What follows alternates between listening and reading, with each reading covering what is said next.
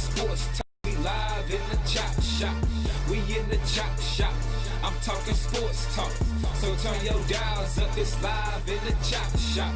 We in the chop shop. We live in the chop shop. We talking sports talk. We live in the chop shop. We in the chop shop. I'm talking sports talk. So turn your dials up, it's live in the chop shop. Yeah, it's lit in the chop shop. Turn your dials up in the drop top. They ain't based to debate, but they keep it fact straight. Going 30 for 30. Let's do a first take on Facebook Live from 12 to 2. Rob Hatter and Jim Hicks going back and forth like Carter Ray and Skip Bayless and Stephen Smith. From on the court, off the court, straight to the field. Not a man that steals, but I made it steal. To the octagon where I fight to kill. We go face to face, then you write your will. I don't play tennis, but I bring the racket. I'm on the floor, I attack the basket. Put you in the casket when I'm overlapping. Never showing mercy, cause I'm always snapping. Never showing mercy when I'm in the arena. Step into the ring, you see me as I beat him. Step into the court, I'm never backing down. Killing competition, I'm smacking down. Let me get back to the other stuff at the chop shop, cause they cutting up. It's retro, coming to you live to the chop shop. Now let's turn it up. Yeah, we in the chop shop, man. Shout out to Jim Hicks and Rob Hatter. You can catch the chop shop live from 12 to 2 on Facebook Live. Let's get it. We in the chop shop. We live in the chop shop. We talking sports talk. We live in the chop shop. We in the chop shop. I'm talking sports talk. So turn your dials up. It's live in the chop shop. We in the chop shop. We live in the chop shop. We talking sports talk. We live in the chop shop. We in the chop shop. I'm talking sports talk. So turn your dials up. It's live in the chop shop.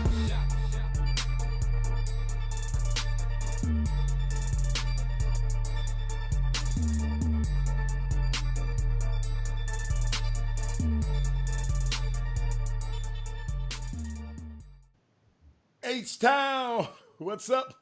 You know what time it is. It's time for the best 120 minutes of your day. The Chop Shop, the nation's #1 urban sports talk show, and also your midday sports happy hour. Yours truly, Robert Hatter, coming to you live from Houston, Texas. But Jim Hicks will be on the air very shortly. He just went to get him a glass of water, whatever, but he will be back. But we coming to you live from Houston, Texas, but we're broadcasting all over the world and coming to you. Let me tell you something. It's a great, great day in sports. It's Women Rock Wednesday, one of my favorite days. Y'all got to remember now, I got 5 sisters, and I want to shout out to Anissa Ville, Tawanda Holmes, Sonia Billingsley, Mindy Collins, Robin Beavers, and Vadanica. Vadanica, I never heard that name. Vadanica, Dallas Nation. In Dallas Nation, she's I think that's a lady. I'm sorry if it's not, but I saw it on there. But yes, Bubba Wallace. Oh, don't go there. But let me tell you something. It's Women Rock Wednesday. I got something for. I was just thinking about the women today. Hey, Brandy Nicholson, what's going on? Hey, let me tell y'all something. Y'all help me out, women. Masai Ujiri. Hey, Sonia. Masai Ujiri of the Toronto Raptors. He's the president of basketball, the Toronto Raptors. The only one like that, black president in probably in sports. You know, because he even mentioned on the show this morning, he was talking about how he, in Major League Soccer and everything around the league, and he was the only president that happened to be black. And just talk about how big of a change that's got to happen. But he said something. He said when he first got to the Raptors, check this out, women, it wasn't but one woman working for the Toronto Raptors. One woman. And she was a secretary. And Jimmy's back now. She was a secretary. He said now he made it intentional. He said, I was intentional in hiring women. Now there are 15 women in their organization in power positions. Toronto Raptors. Y'all go look it up for me, y'all, if y'all want to do that for me today. Because I didn't have time to look it up. People brought it to my attention. And what he was just trying to say, because we're talking about diversity, in sports and diversity in basketball. And Troy Reaver just got hired as a GM, but the GM is up under a president. And but he said he intentionally, Brandy, Sonya, he intentionally hired women.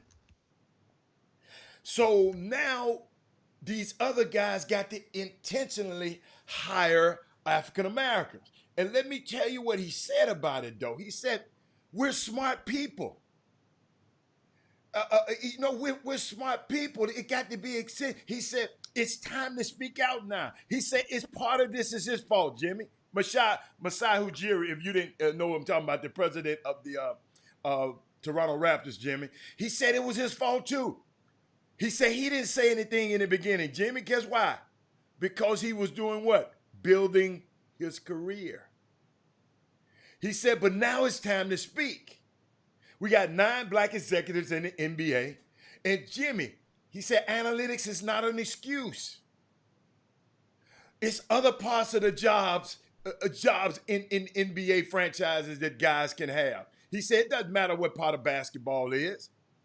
And by the way, he talking about, he promoting his new documentary called The Giants of Africa, talking about the place of the NBA cares and the basketball over there in Africa. He just said you have to bring people along, everybody. He said we have to concentrate on it.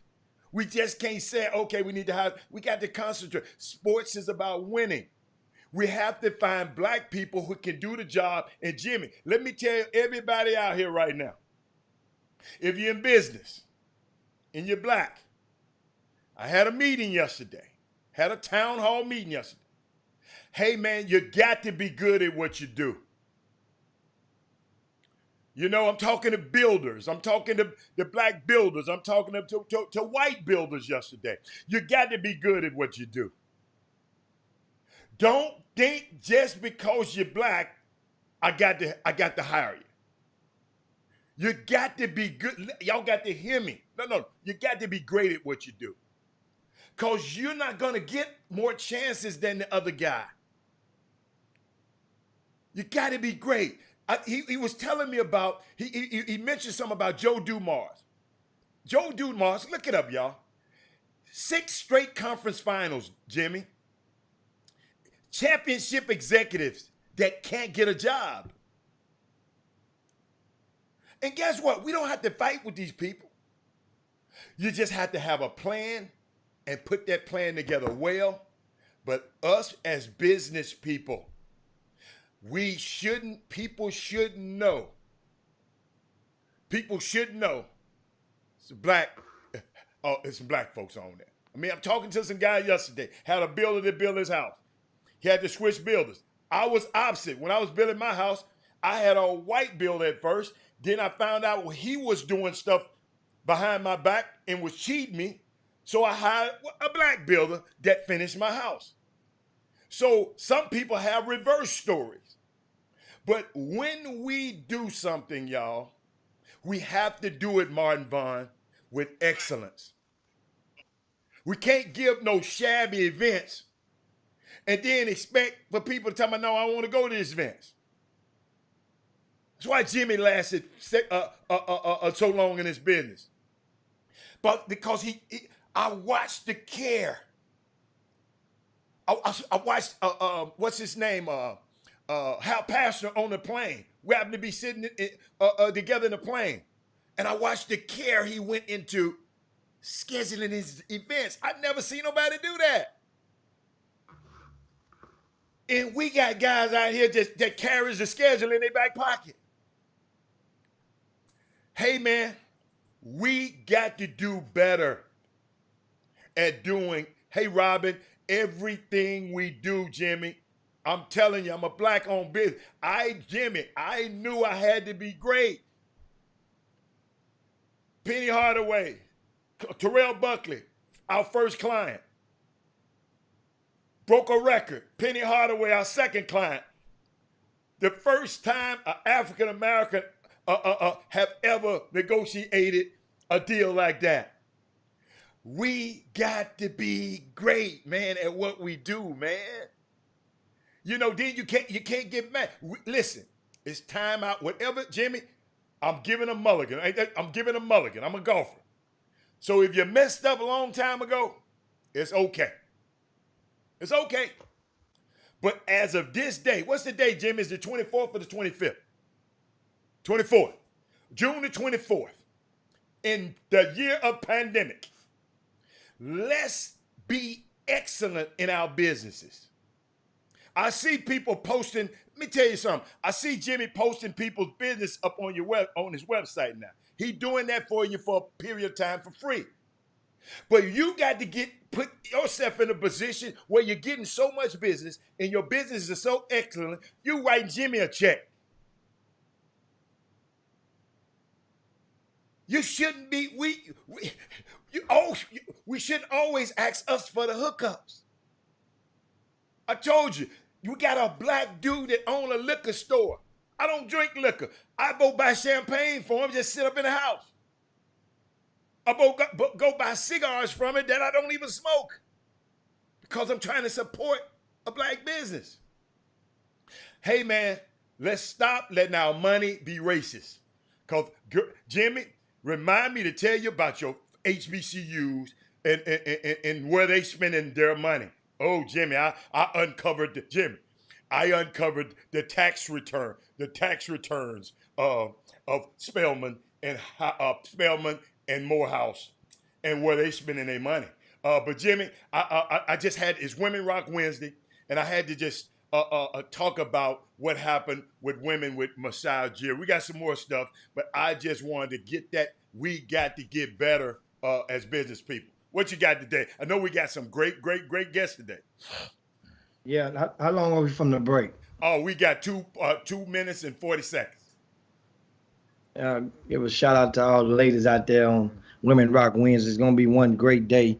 Meanwhile, speaking of black business, let me go ahead on and dramatize in support of the young 12th grader who created his own brand of hand sanitizer.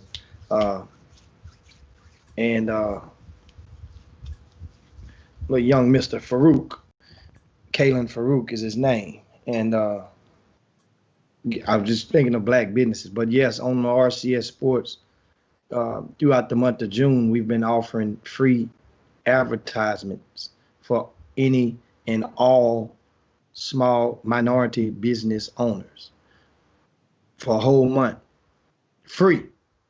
And so that's the thing. And hopefully a lot of you guys have taken advantage of it, which I know some have, but then more of you have not. Then feel free to go to rcsports.com, scroll toward the bottom, and send in your ad if you want to make sure your artwork is sized properly. So now, I see you out there. Hey, Anissa is back with us. You know, Anissa. And she says she has a black-owned restaurants page, has been on and popping. Sonia Billingsley, hey, girl, I see you out there. Right? Mm-hmm. Brandy Nickerson out there. He says, and they have a good conversation going on. You guys help them out with their conversation. They one. And Jolivet, I see you, B. Jolivet, said we should support black business as opposed to competing with each other. Some people, that's just how they would. Some people were bred differently, and that's just the way that they think that they can get their props. They would rather, they've been so embedded in people that other people's ice is colder, that they would compete against you versus compete against them. They would rather, instead of going and just pushing forward, and then when the time gets just right for some people, you know, they will, at a time of despair or a time of need, then they will go and say, man, we ought to get together. We ought to galvanize together. Yeah, when the odds are stacked against you. I'm talking about when it's 50-50 or before the game starts. You should put yourself in that mind, because at some point in time, the same people you see on your way up, guess where you got to see them again? On your way down. And that's the thing, that the logic that a lot of people should adopt, and we should try to plant those seeds even into ourselves, as well as these youth. Speaking of the youth, I got to commend the young man over at Mississippi State. Can't think his name. How I know his last name? Hill, running back. You can look him up while I'm talking. He rushed for about 1,300 yards last season, right? He came out and said, this is a student athlete. He said, unless that state flag is changed, right? He doesn't plan to play this season. And I'll quote the young man. He said, either change the flag or I'm done. He said, I'm tired. Keelan Hill. Keelan How Hill, you- Jimmy. how you- You what's got to his take a first name? break, though. Keelan? Yeah. Keelan Hill. Kylan or So, Keelan? yeah, man. Keelan. Hey, this is a starter. See, this ain't the bench guy. This ain't the red shirt. This the starter. Making that type of noise down in Mississippi. He's at Mississippi State, making that noise. And that's where it starts. If I tell you, if you got something on your mind, this is the time, the window. This is the window to chunk it on out of. Anyway, we'll be right back on the Chop Shop. You guys hang right there. Hello, basketball community. This is Brian Jolivet with Above All Sports Hoops. The Houston National Summer Showcase is scheduled for July 3rd, 4th, and 5th. Games will be played at the gym in the MI3 Center. Registration has been very, very good over the last couple of days. We're trying to wrap up registration by Wednesday, June 24th. So please visit us at www.aboveallsportshoops.com to register. Call me should you have any questions, 281-414-8103. Thank you. Yes, and I'd also like to add, this is the last day for that. So let's go register today for the Houston National Showcase and call Brian Jolivet today and get in, Jimmy. I think you got a deadline of the day too, but I got one more commercial I want to play before we, something else I want to play before we go back. Here it is. We're here because Mitch McConnell has put up a bill challenging us to either comply with his political game that is about obstructing the United States Senate's ability to actually do something, or to play a game with him which is only about covering his political concerns and not about the real concerns that the American people have about the realities of two systems of justice in America. And we're not going to play that game. And we're not going to be played. The truth as we know it is that people by the thousands are marching in the streets of America, of every race, every age and gender, in every geographic location in all the 50 states, unified, demanding we act, demanding that finally something is actually done. And we have it in our power to actually do something. Back, Jim. Welcome back to the Chop Shop, your midday sports happy hour, the best 120 minutes of your day. Man, this is indeed your midday sports happy hour. It's time to get this thing crunk on the Chop Shop on this Women Rock Wednesday. Shout out to all the people over at the YouTube feed. We're streaming live simultaneously, YouTube and Facebook. YouTube, give us a thumbs up over there. Let's crank this thing up on YouTube. Thumbs up. If you're on Facebook, this is the perfect time to share today's show. Share it with to your timelines, to your hoop groups. Share it to your friends. Let them know about the Chop Shop. Stop being selfish. Meanwhile, we go and proceed over and talk a little NBA talk. And of course, the National Basketball Association on yesterday, Avery Bradley made it official that he's decided to skip the resuming of the NBA season, and he's citing his family, and which, among the reasons. So your thoughts, guys, on Avery Bradley? You can't say you didn't see it coming. I mean, Avery Bradley and Kyrie Irving were the two of the most noticeable faces of the movement, which was steered against returning amidst the pandemic, which ironically the numbers have been increasing upward rapidly since that. And it's to the fact that now, I mean, you don't know Not what to only the believe. pandemic, Jimmy, they were talking about, the systematic racism and hiring practice also in the NBA. And they felt they wanted to use this as leverage also, which is very important. It's just not, they just didn't say, I'm not going because of the pandemic. They said, this is a great time to sit back and say, wait a minute, my demands my demands will be heard now because I got leverage. So we can't ever forget about that because that's very, very important.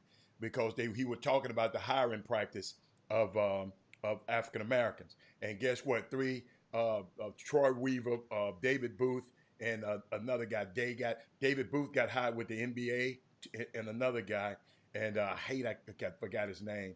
But in this last couple of weeks, Jimmy, these guys have been moved into positions of power. So Avery Johnson, not Avery Johnson, Avery Bradley, who walks softly and carries a big stick. And he knew all the time, Jimmy, because he played for the Clippers a couple years ago.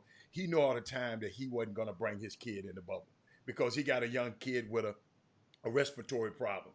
And he didn't want to be away from his family because usually this time of year, players are what? At home with their families or in the finals or whatever, or wouldn't be able to be away from their families. He got a 6-year-old boy that's got a respiratory problem. Yeah, that's the reason that he uses as a primary. Nowhere they interviewed him, he cites only his family as and their health as his reason for not coming.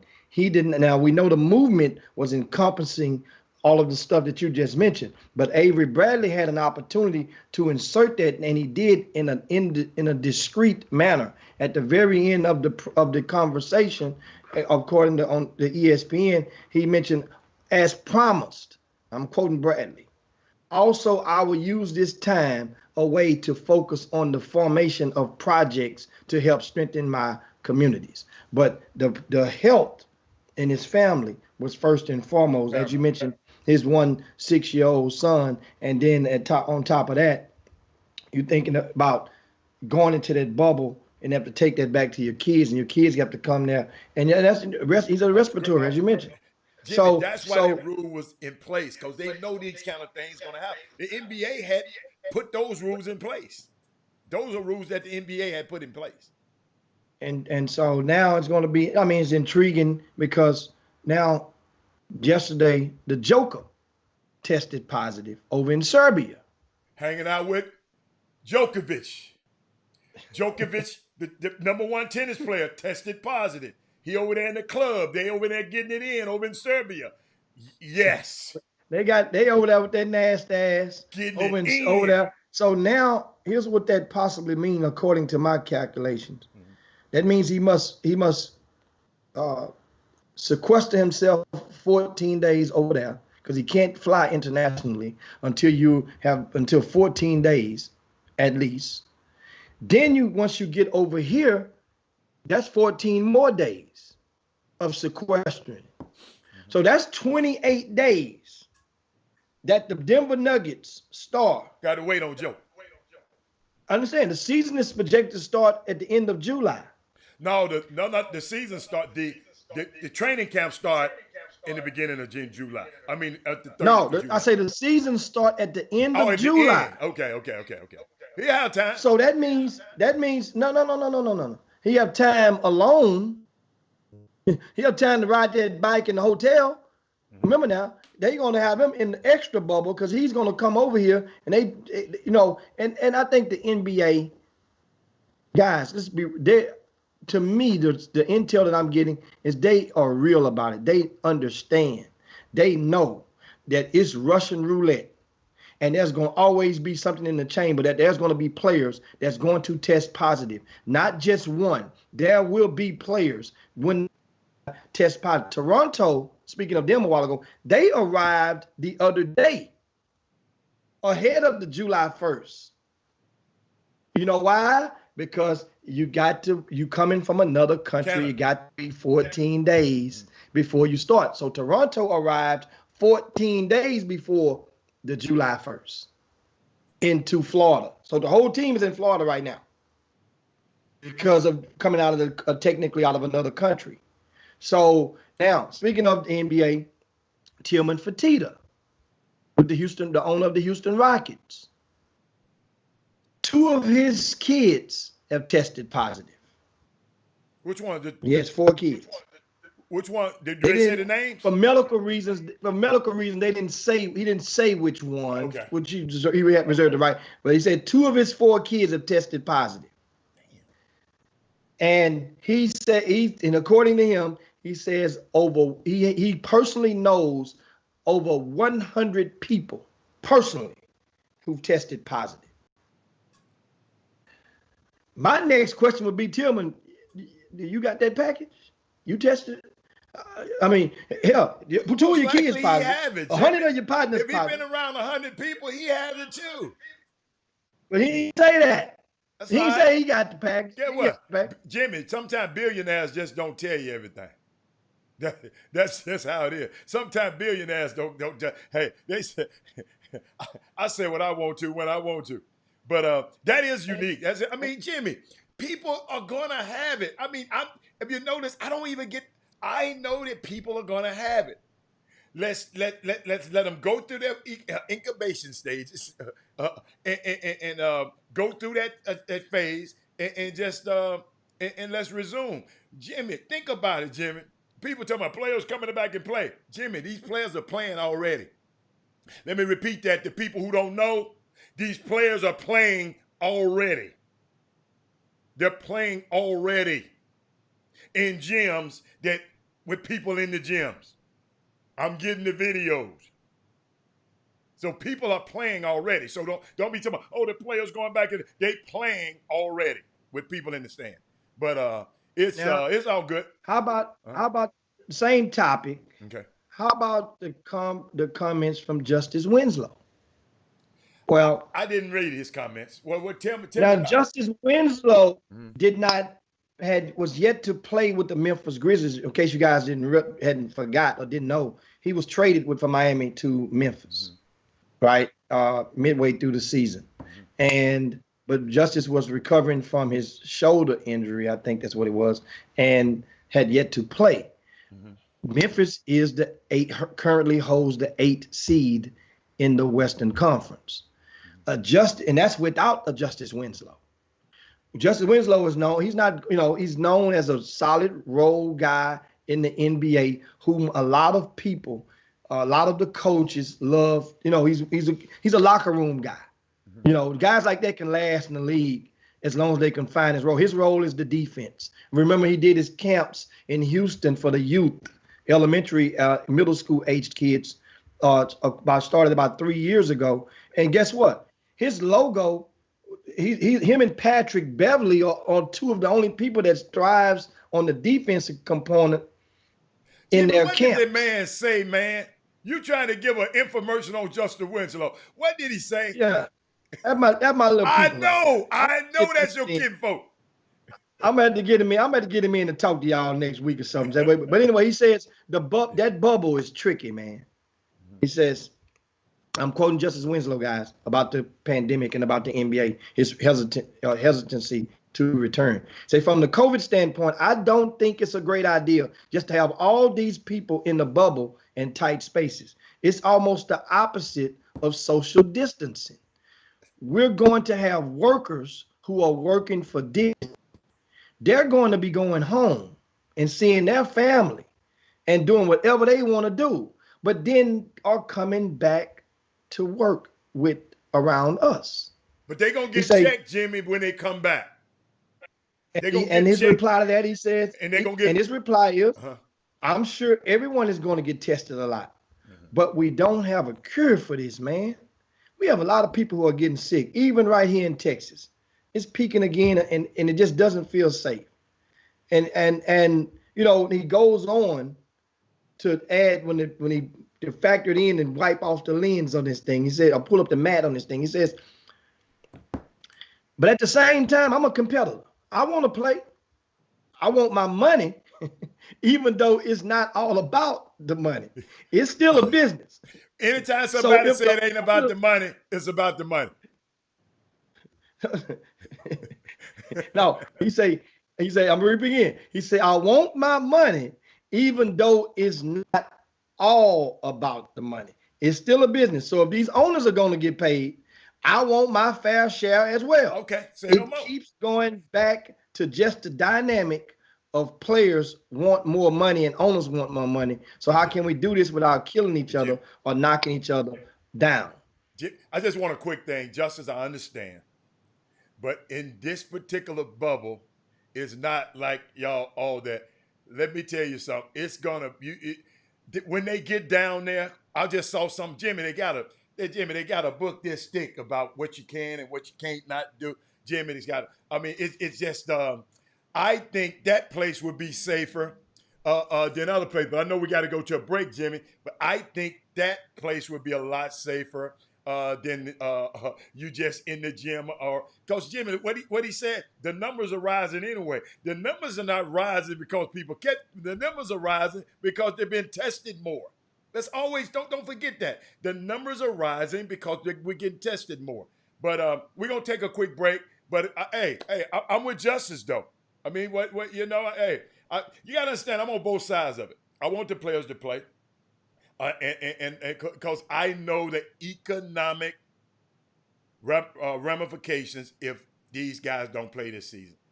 If y'all knew the numbers like I knew the numbers, you would say, hey, man, let's go out there and do it. But Chop Shop will be back in a minute. Let me go back to Jolivet, talk about his event, Brian Jolivet, because today is the deadline to sign an event, sign up for the Houston National Showcase. Hello, basketball community. This is Brian Jolivet with Above All Sports Hoops. The Houston National Summer Showcase is scheduled for July 3rd, 4th, and 5th. Games will be played at the gym in the MI3 Center. Registration has been very, very good over the last couple of days. We're trying to wrap up registration by Wednesday, June 24th. So please visit us at www.aboveallsportshoops.com to register. Call me should you have any questions, 281-414-8103. Thank you. This was never just a game. This was speaking out for decades, and the sad reality is people have to change their view of us. And it's shown us that humanity is greater than anything else that divides us. We're actually living and breathing human beings that have a multitude of intelligence, work ethic, discipline, talent. We stand on the shoulders of men and women who fought for our right to participate, for our right to run without fear, for our right to not only breathe, but thrive. I want to see that same uproar. I want to see that same, this is not our country. This is not what we want to represent, but we can't be the only voices doing that. We have a right to make it known, loud and clear. My patience left my body when I watched George Floyd take his last breath. Our lives matter. Bloody catalog of oppression, which we are in one way too familiar with already. What this does to the subjugated, the most private, the most serious thing this does to the subjugated, is to destroy his sense of reality. It destroys, for example, his father's authority over him. His father can no longer tell him anything because the past has disappeared, and his father has no power in the world. This means, in the case of an American Negro, born in that glittering republic, and in the moment you are born, since you don't know any better, every stick and stone and every face is white, and since you have not yet seen a mirror, you suppose that you are too. It comes as a great shock around the age of 5 or 6 or 7 to discover that the flag to which you have pledged allegiance, along with everybody else, has not pledged allegiance to you. It comes as a great shock to discover that Gary Cooper killing off the Indians when you were rooting for Gary Cooper, that the Indians were you. It comes as a great shock to discover that the country, which is your birthplace, and to which you owe your life and your identity, has not in its whole system of reality evolved any place for you. Welcome back to the best 120 minutes of your day. The Chop Shop, the nation's #1 urban sports talk show, and also your midday sports happy hour. Yours truly, Robert Hatter, alongside Jim Hicks. And during the break, that was James Baldwin over in, I think, in Oxford in England. He was debating William Buckley. Go to YouTube. You can pull some of that stuff, some of those historic things up. I didn't get a chance when I was younger to understand and listen to those things. But now I'm spending a lot of time just learning these people talking about him and Malcolm X. And the reason I'm playing them during the break, Jimmy, is they're talking about things 50, 60 years ago that we're still having problems with right now. So we still got work to do. But Jimmy, what we got? I know we got special guests coming up later. Yeah. What we got going, or what else you got? Yeah, at the top of the hour, first I want to give a correction on the last segment. Mm-hmm. The NBA players arrive in Orlando July the 7th, not July the 1st. So that, because I was thinking in my mind, those 14 days don't add up from when Toronto just got there. So it's July the 7th.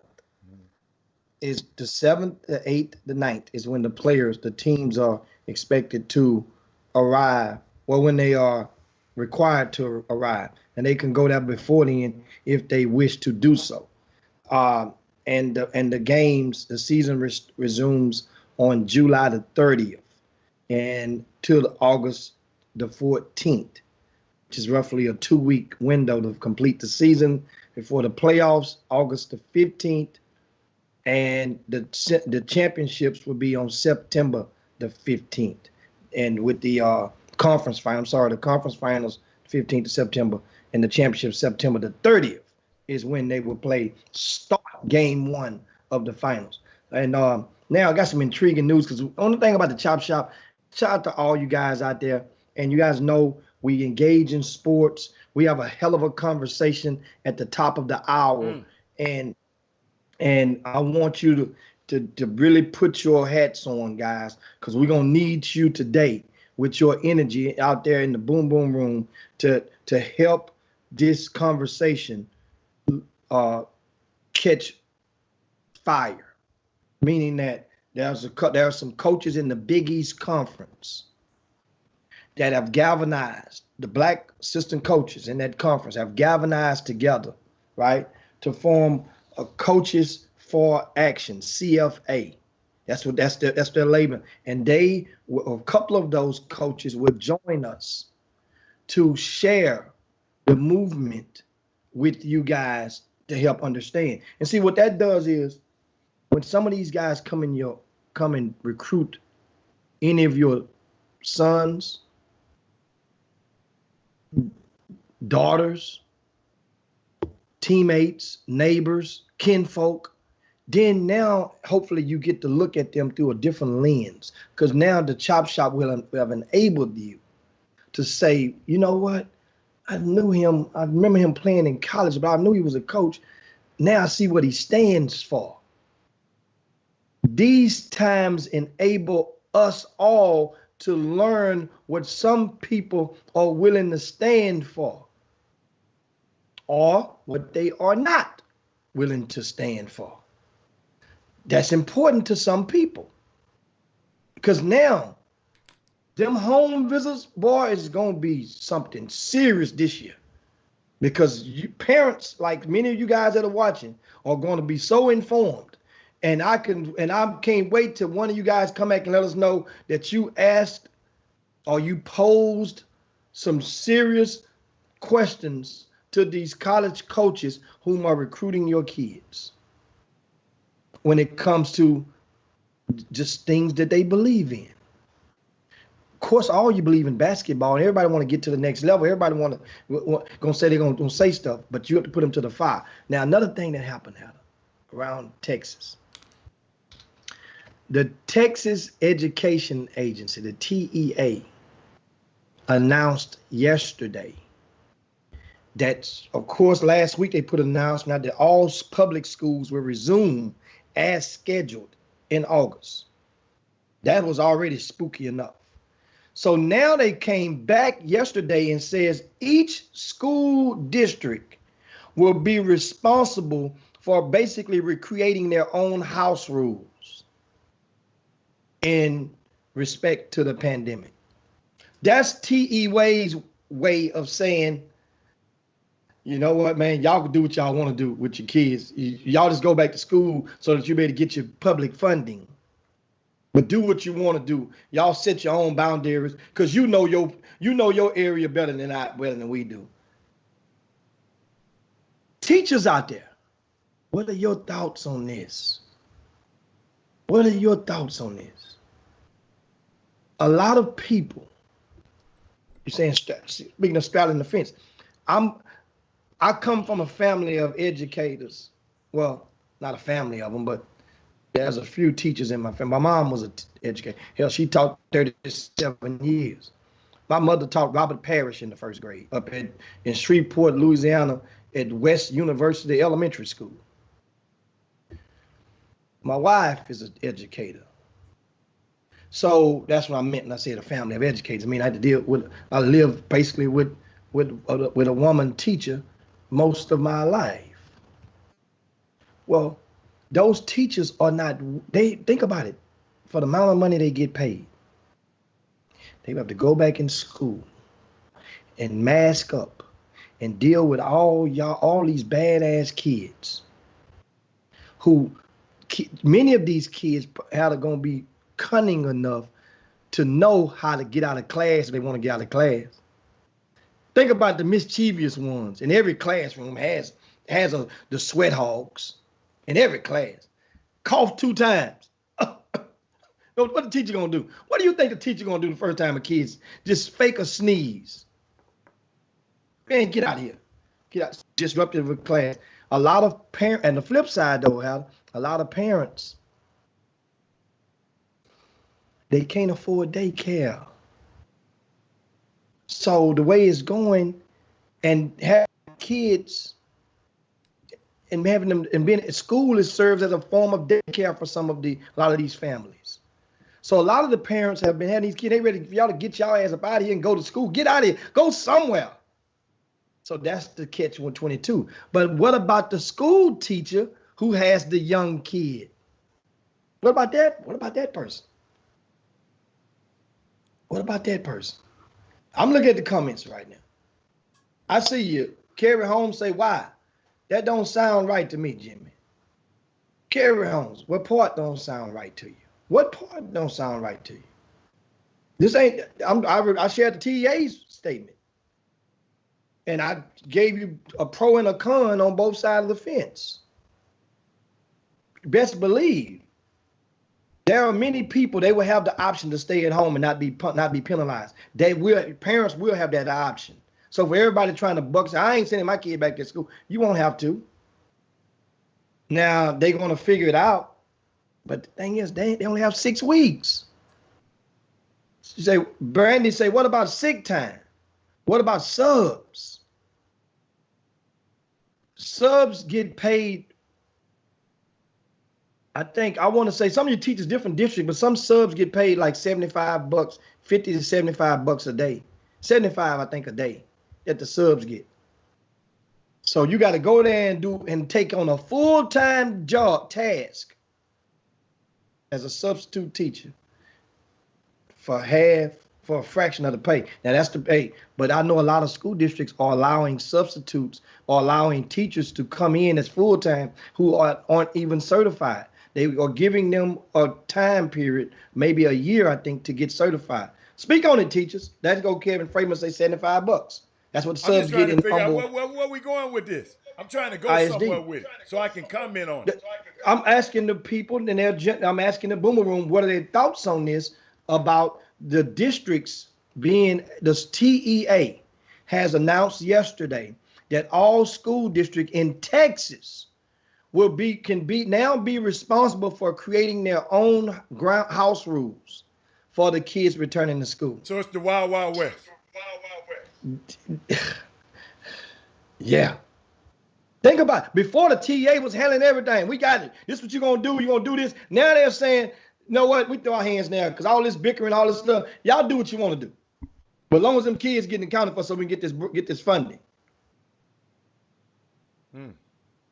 Okay. And so that's what I just wanted to get that out there and share so no that. uniformity. They just can do what the hell they want to do. Wow. Adam, what you think about this? Buzz. What you think about Clemson? Clemson has 28 positive student athletes. Clemson. All right. Many include the football players. Remember, guys, it's almost inevitable. I think at this point, every single one of you, I do it like this. Is there anybody out there in the boom boom room who don't have any family members that have produced a positive as you know of? That makes it easy. If let us know if you have no family members that you know of who's produced a positive. And so, yeah, because I'm getting a feedback, Jimmy, and I know it usually be because of I think sometime it is. So don't worry about it. Don't worry about it. We good. No, don't worry about it. It's just sometimes. It's not the whole time. But what's the next topic? Or you want to stay there? You know what I was thinking about? No.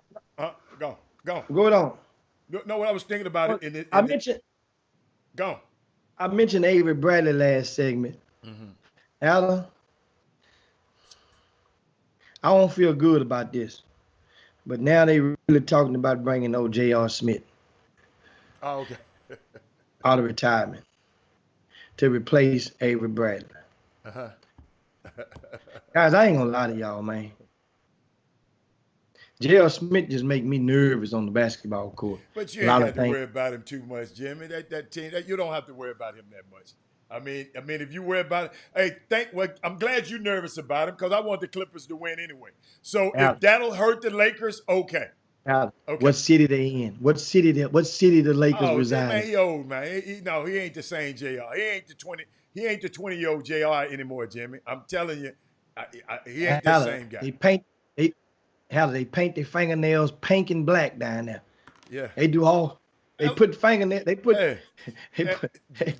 bones in their ears up there. JR has been to LA plenty of time, so he not used to.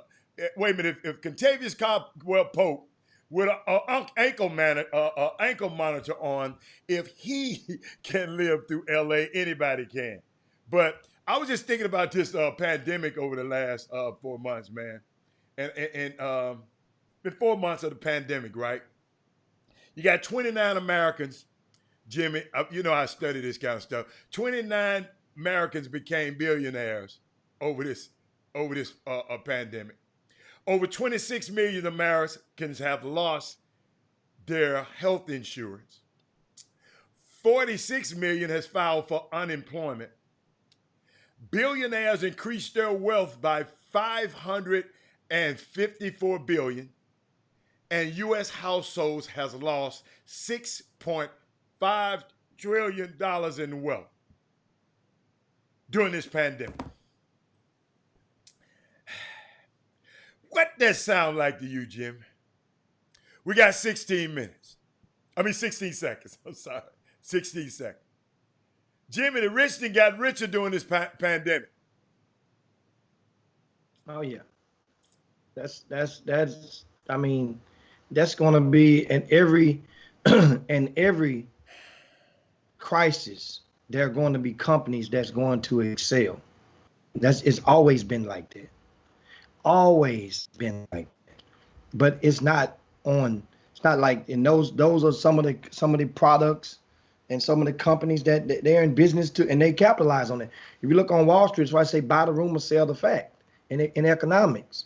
You know, every time every time a hurricane comes through, it's heading towards a certain landfall or toward the Gulf. Guess what? People buy stock in Home Depot, Lowe's, because if the hurricane hits, then guess what? It's going to destroy things. You're going to buy more wood and buy more repair stuff. That's just and trust me, economists long know that. So that's one of the things to just think about. And as we go, but guess what, guys? We got to go to a quick break. Just quick. And then we come right back, and we're going to gear up for our guests. Yeah. But you guys hang right there on the Chop Shop. Be right back.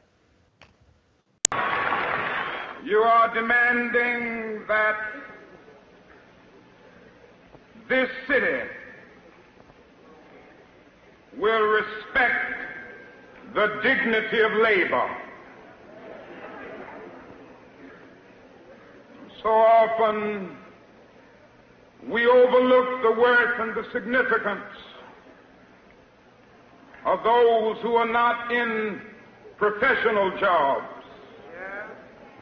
of those who are not in the so-called big jobs. But let me say to you tonight that whenever you are engaged in work that serves humanity and is for the building of humanity, it has dignity and it has worth.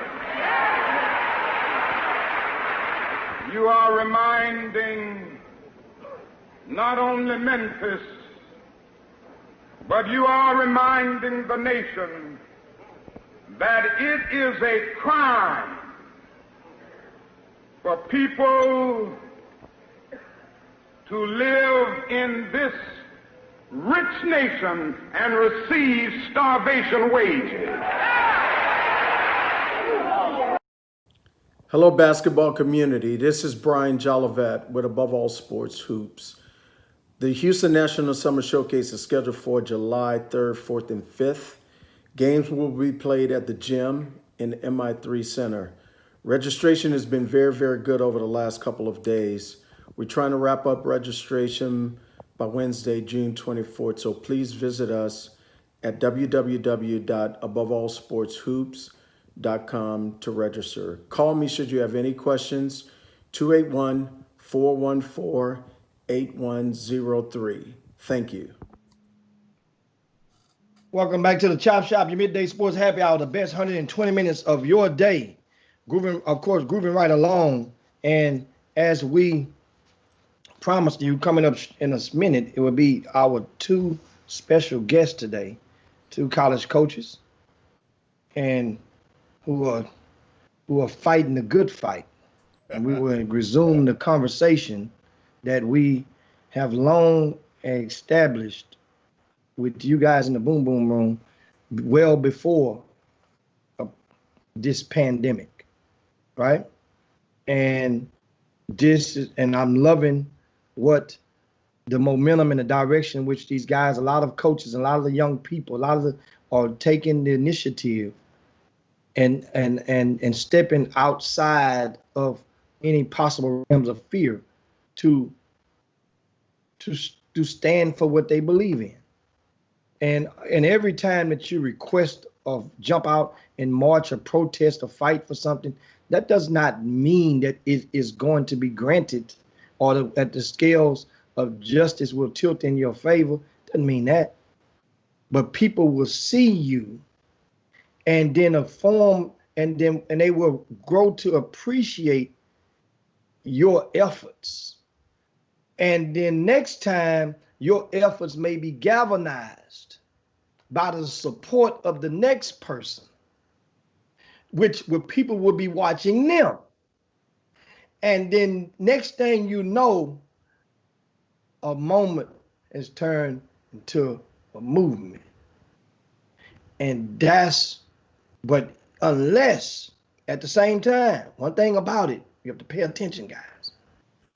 Because certain people that would be in control on the other side of the fence, meaning some people in the media, if they don't really, and often, if they don't really concur with your movement, then they have the ability to suppress. They see your fire burning. They don't necessarily have to throw water on the fire. They can just leave the fan blowing. So on the Chop Shop, and Are we at the top of the hour yet? In 2 minutes, No, we will officially. Are we ready? We officially gonna be known. We're gonna be take up the moniker as the FUBU of all media platforms. Don't worry if you don't know what that means. Trust me, you will get a hint to it later on in the day. But this is what we're going to do. We're going to provide an opportunity for this message to get out. And we want you guys to take the message somewhere else and help cultivate these seeds. Or otherwise, you make a stance when some of the people who are against it, and pay attention who's against it, when they come to your living rooms, or they come communicating in your DMs or the text messages or the social media pages and soliciting your relatives, your people, to come and play and join their programs. This is where it started. So without further ado, I told you guys earlier, this latest movement is called the Coaches for Action. And it was basically a quartet of college coaches in the Big East formed, got on the phone, and were just talking. Coach has been chopping it up every day, guys. The pandemic, guys at home, chopping it up with your boy. So in the midst of chopping it up, they came up with the idea of galvanizing all of the black assistant coaches in that conference. And they came up with some calls to action. Next thing you know, that instead of 4 people on the phone call, they ended up going from 4 to 18. Then all 21 is on board. For that alone, 2 of those 21 assistant coaches in the Big East are joining us right now. We have TJ Cleveland from St. John's. We have Terrence Rencher from Creighton. We welcome you guys to the Chop Shop. You can relax. You can sit there and pour you a cold one. Just don't let your boss man and AD see it. Just keep it on the side. This ain't your normal type of sports talk show. We invite everybody out there to share this show right now because we are about to have some good dialogue. And this is important to everybody that's watching. Shout out to you guys, but welcome to the Chop Shop, Coach Cleveland and Coach Rencher. Oh, man, appreciate you guys allowing our voice on this platform. The Coaches for Action.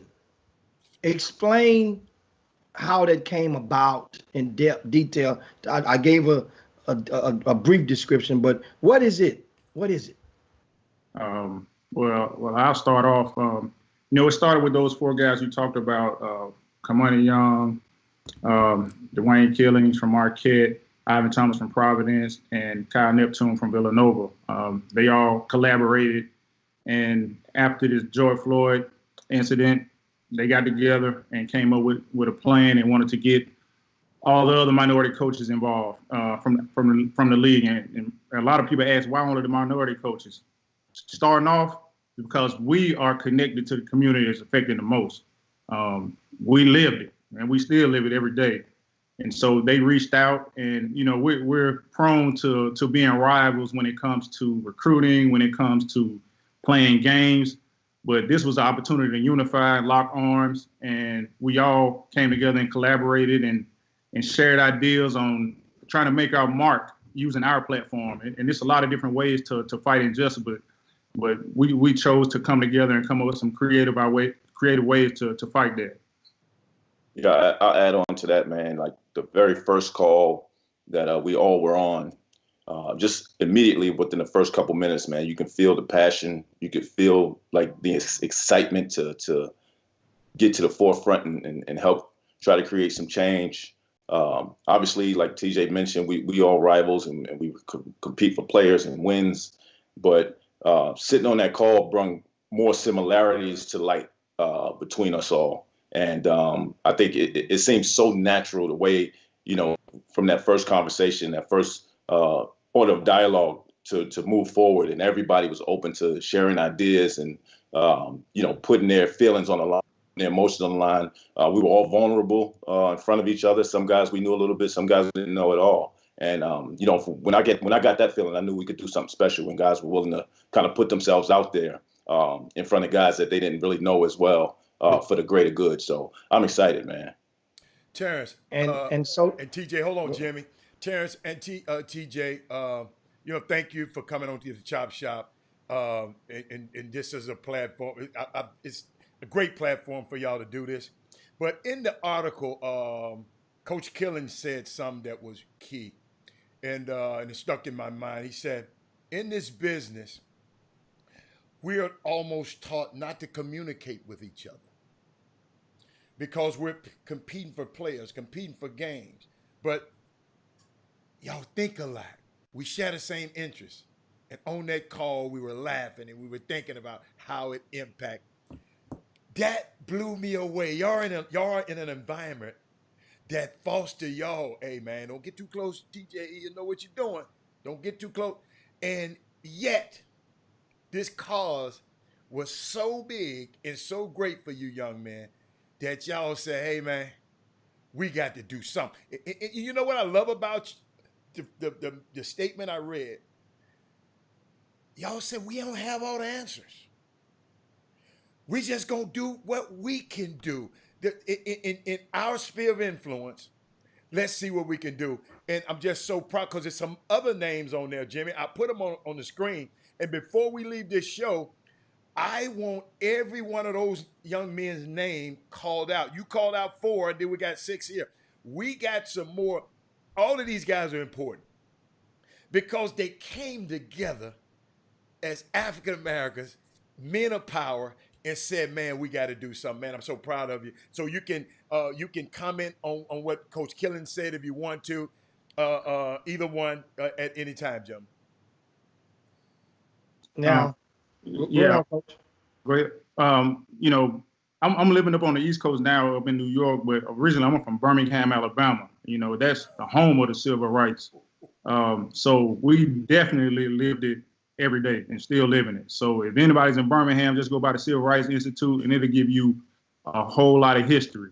And, just being born Black, if you think about it, and just you're born, the first thing is survival, then comes success, and then comes significance. And I think right now we're in a place in between success and significance, and that significance is just trying to make a difference. And we feel each institution just starts with what they can control right there where they are, and then it'll spread like wildfire with our ideas, I think.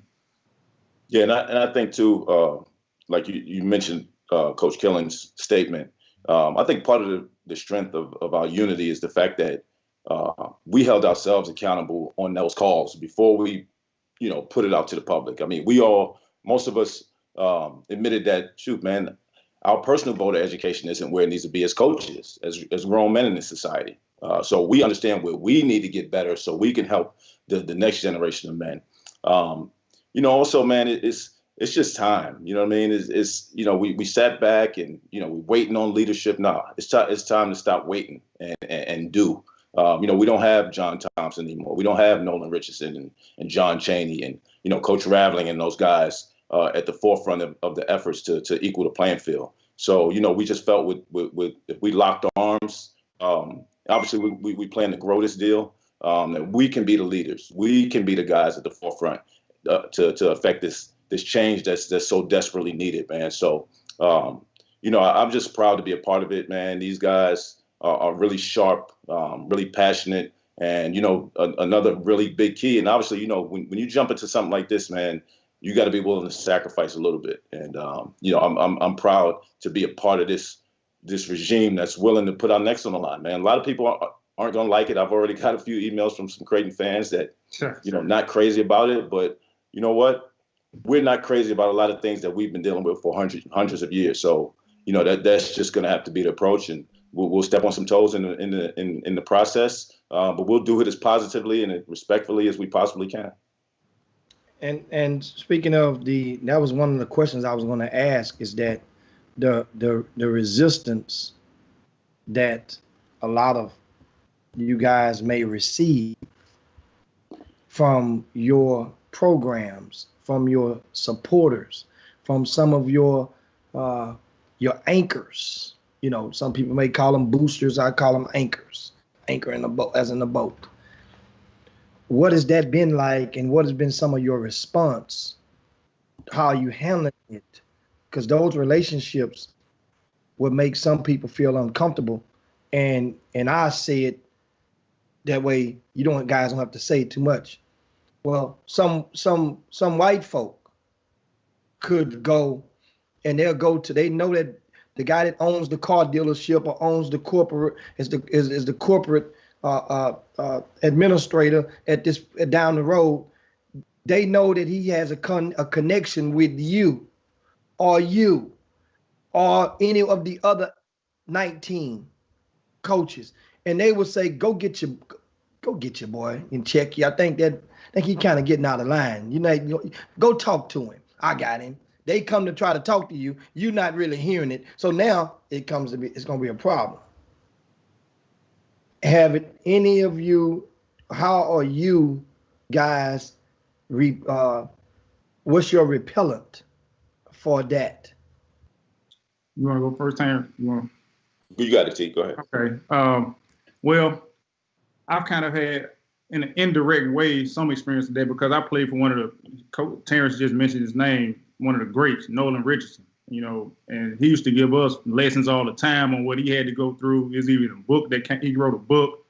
And so I got some of that, and I know how strong of a person he is, and some of that is in me. And we did a Zoom call with our players right after, after George Floyd incident, and you could see I don't want to say despair, but the hurt and the anguish, and the guys, they were upset. And so those guys are what make this university go. The players are why I have a job, and why I'm passionate about what I do.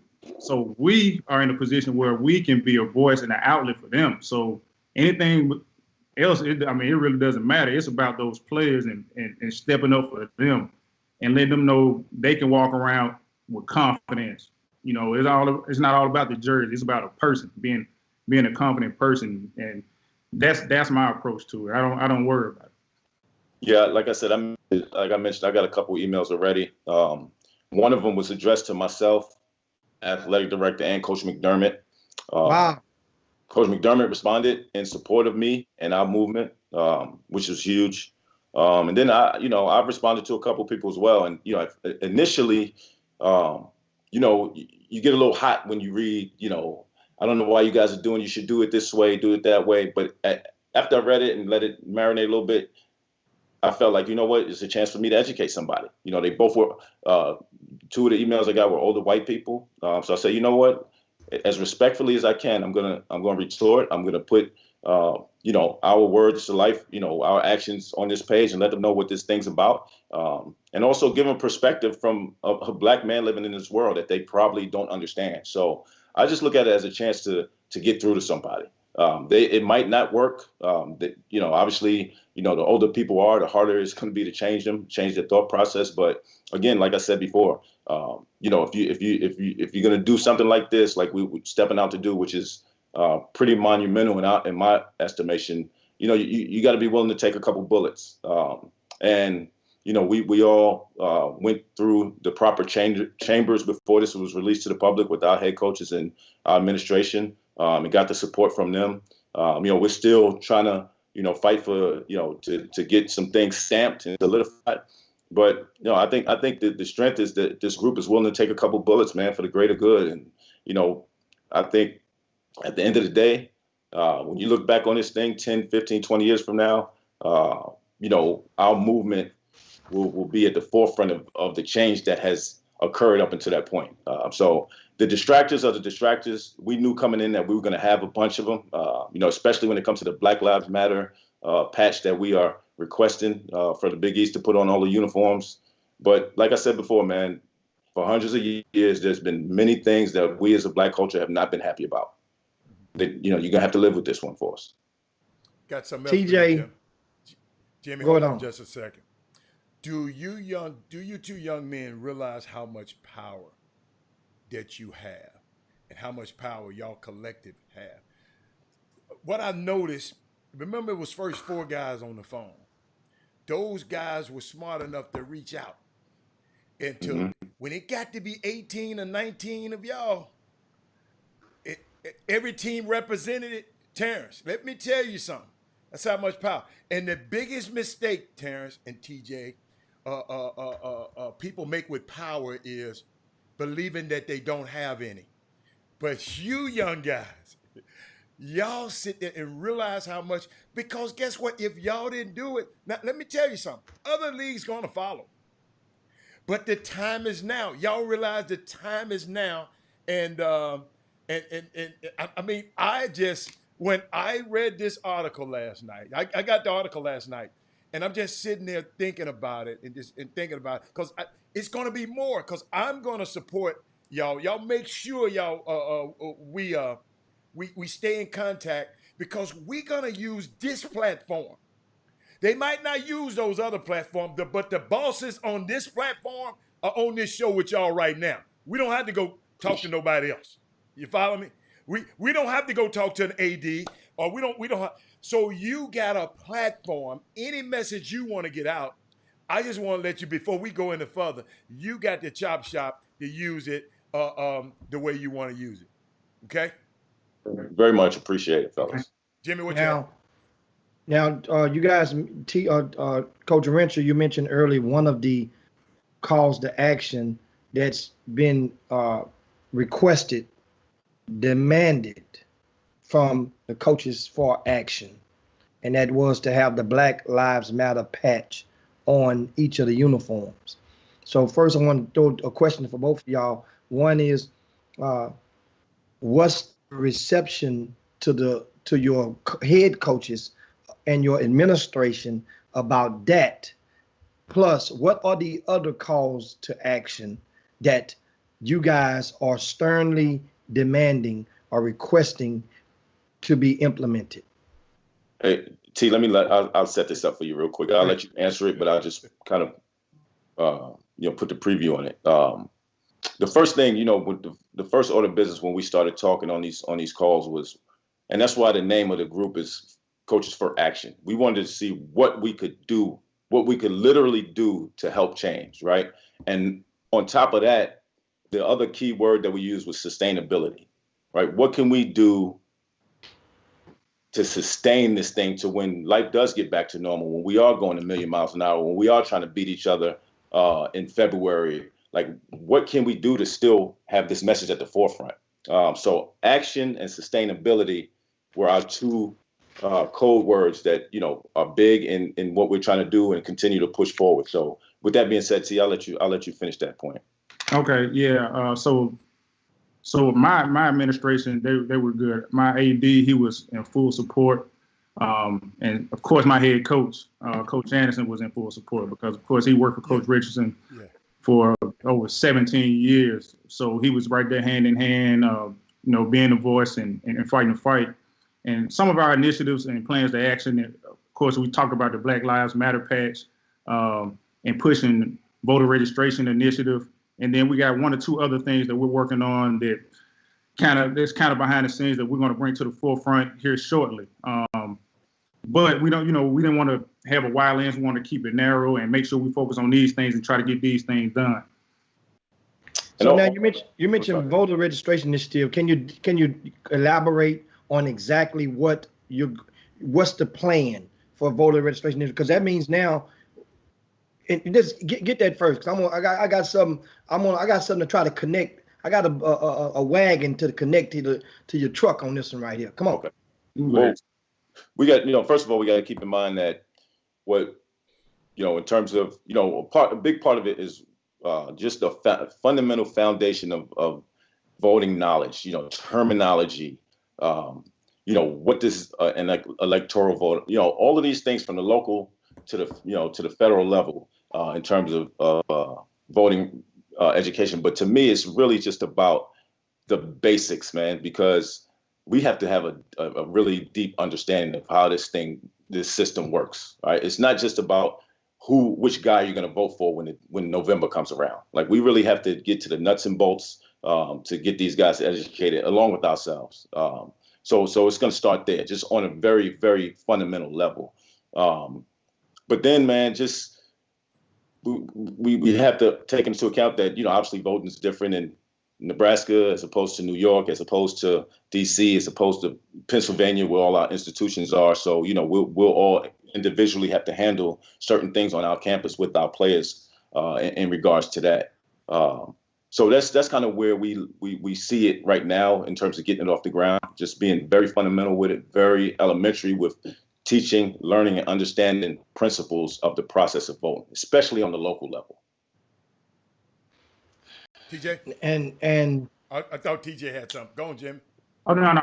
He said it all. Oh, okay. Go on, Jimmy. You said you had something for them, and I think I got something for you, so Coach, here's too. what here's the wagon I want. I'm thinking.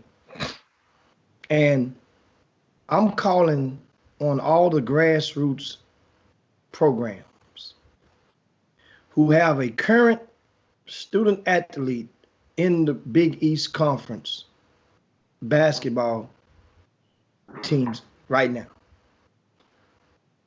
All grassroots programs of the current student athletes to align yourselves in whatever region you are, right? And pool yourselves together in a similar fashion with this voter registration or this voter registration initiative, as Coach Rencher just identified it. It doesn't have to start there. It needs to start when they're 17 years and 10 months old and they are legally registered to vote. As we know in the state of Texas, I mentioned you guys last month, it is a right. It is a state law that has not been enforced in most public schools in the country. They are supposed to supply the kids with voter registration cards. Don't do it. They don't do it so much that people think that they don't even know that it's a right. Google it. You Google everything else. So now, if the grassroots coaches, if you know that you have their support, right? Then what happens is, if those people try, those people meaning the administrator, and don't if you're watching the show for the first time on a Chop Shop and you feel uncomfortable when you hear a whistle or a call or words like those people, and you sit there, who is those people? Hell, think about how we felt all the years when you're saying you people. Those people is our equivalent to the you people.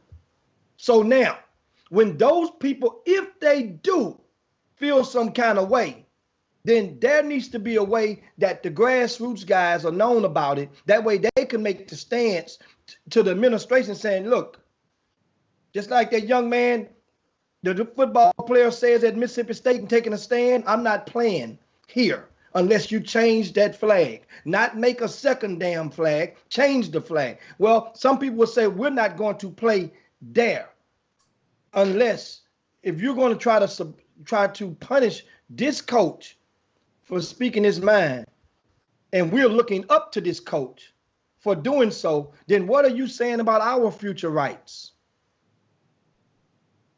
So that's what I want to call and want to hit the wagon to. I want to make the efforts to galvanize, because you guys, I want you to do it. That's too much to some people, that would be considered like inciting a riot almost. But this could be, this movement, people see the solidarity. These are young black men who've had enough of what we're seeing in the streets. I'm quite sure this wasn't the first time during the pandemic or during the Big Floyd wasn't the first time, or during or all the way back to whether you live in Texas and it be Sandra Bland, or whether you live in New York and it's Eric Garner, or wherever you stay. It wasn't the first time. But now this might be the first time you guys starting to listen. You see, you really thought that shut up and dribbles mess was gonna work. And Jimmy, I would just like to add, somebody's information. I'm echoing now. Do somebody have a device on? if they have a device on that they're listening to. Okay. So Jimmy, it's something so unique. Jimmy, go and finish because I can hear the echo and I don't want to talk. I'll jump in right quick, Jimmy. Okay. Jump on in there. Come on, Coach. Okay. What you got? And you know, that's why we named it what we named it, Coaches for Action. Now, obviously, the 21 of us are on the ground, and we wanted to limit it to that as we, you know, push this thing forward and got it rolling. But it's Coaches for Action. It's not black basketball coaches. It's just coaches. And eventually, man, we want lacrosse, the white lacrosse coach to join us, our fight. We want the baseball coach. We want the high school coach. We want coaches who are willing to act on the inequities that we've been dealing with for hundreds of years. So that's what it's about, man. We're not closing doors to anybody. It's not a black thing in terms of exclusivity. It's not a basketball thing. It's not a Big East thing. It's Coaches for Action. So to speak to that point, Jimmy, I totally agree. You're absolutely right. And eventually we plan to make this thing a very big, sustainable organization with a very, very loud voice. And let me one thing we can tell the young kids out here and the summer coaches. It's 3 things that I want them to understand, you know, because we're talking about vote. Encourage them. That's number one. Let's encourage them to vote. But you know, that's a good thing. Okay, encourage them to vote.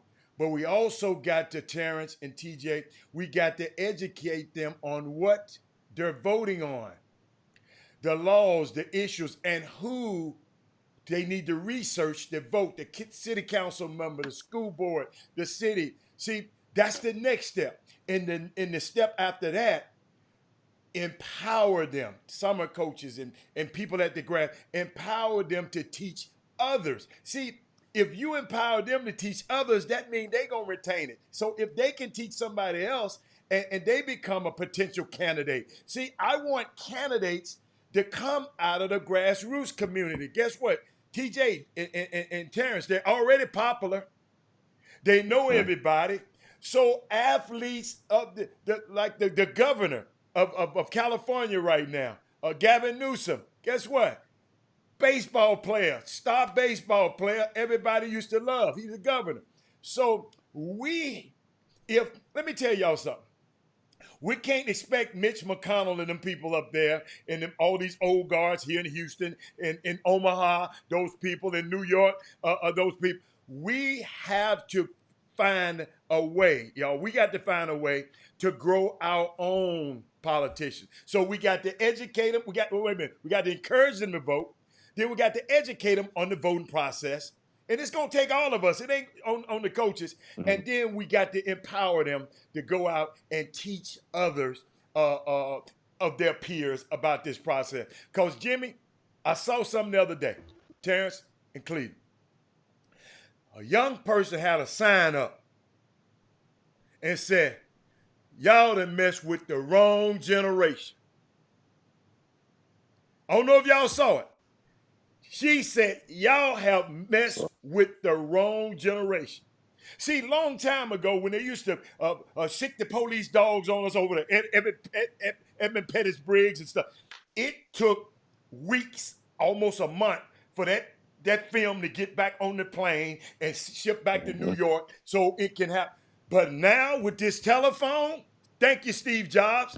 Now with this telephone, this social media, these young kids are having a platform. I'm telling you. And guess what, Terrence and TJ? Y'all, those young kids, the 13 on your campus, look up to you. Imagine if you empower them. They play for St. John's. They play for Creighton. The power that they're going to have to go and empower the people in their communities. That's just a little something that I just wanted to throw. I'm going to throw that one in there for free. But you can comment on it if you want. Yeah, I totally agree. And, you know, when you see some of these things that are happening, some of these injustices, your emotions, you know, it triggers you to want to do something, but then you have to think. And just think about if that police officer would have had a second to think when George Floyd said, "I can't breathe." So now we're in a position where we got a generation, what you're talking about, of thinkers, of innovators, of sort of a liberation where they getting out marching together. You see black and whites out there marching. And in the position that we in, the platform we in, we want to continue to groom leaders. We want to continue to groom leaders that can step out with confidence and, not only know they could be basketball players and entertainers, but they could be in administrative roles at these higher institutions of learning. If you look around, there's not a lot of black ADs or administrators. So I think we could push the envelope on that. Entrepreneurship. Get these guys. You've been watching this show, man. I just said this last year. You've been watching this show, TJ, but keep on talking. Keep on talking. No, I mean, like minds think alike. Like minds think alike. And the process you're talking about in this voting, I think that's something, the conversation that we can all work on together. Just like Terrence said earlier, we got to educate ourselves as coaches. It can't be the blind leading the blind. So we all have to work on this together and move forward. And I think that's a good conversation and topics that as coaches we can share with our kids. I totally agree. I might be taking this thing left, but I want to make a point real quick. I'm not sure who's watching. I've been having this. You don't need no signal light on the chop shop. Don't even put the signal light on. Just turn. I've been having this conversation with a lot of my white counterparts or white people that I know. First of all, I think we all can agree, like, if we've all achieved in athletics to a degree, whether it's coaching, playing, media, whatever the case may be. And let's be honest, none of us could have done it without the help of some white people along the way. That's just real talk.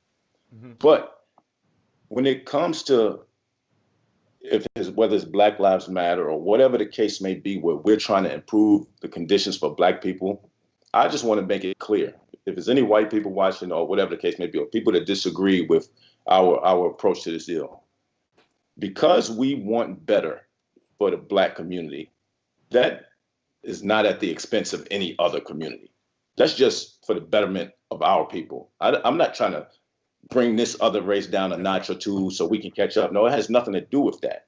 It's just all about improving our circumstances. Now, there's going to be some tough conversations within that with white people, and they're going to have to recognize some of the things that they're responsible for. Mm-hmm. But it's really just about uplifting our own. And like I said, it's not at the expense of anybody else. That's right. And it's just because that's what we deserve, and that's part of our birthright is to get the equal opportunities that other people are afforded.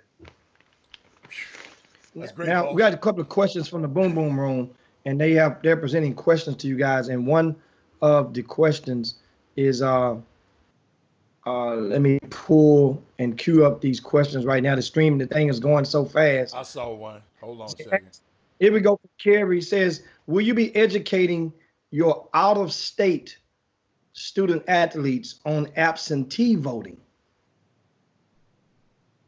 Yeah, I did. T.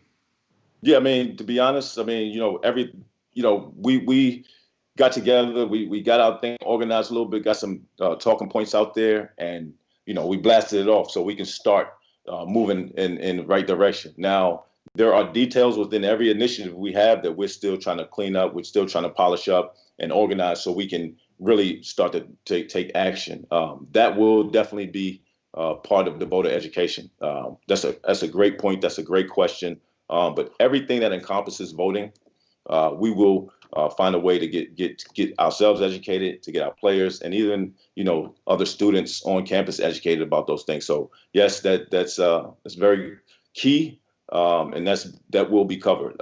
Absentee voting. Great question. And that's important. Now, of course, TJ, we kind of touched on this a little earlier, but how the Big East administration so we talked about your school administration. The woman Val Ackerman is your commissioner, yes, right? And Stu Jackson, who's from the NBA in their administration, he's part of your basketball. Mm-hmm. What's the word that you guys are getting from them? Well, what we're getting from them, I think they're supported. Right now, I think we're only, Terrence, correct me if I'm wrong, we're 5 or 6 schools in that are on board with the Black Lives Matter patch. Mm-hmm. And this conversation is ongoing. Okay. I'll put it like that. This conversation is ongoing. Nothing is concrete yet, but if you got half of the schools in it so far that's committed to it, that's a win situation right now. It's a win-win situation. But to add on to that, Stu's been awesome, man. You know, Stu obviously, you know, has his own voice.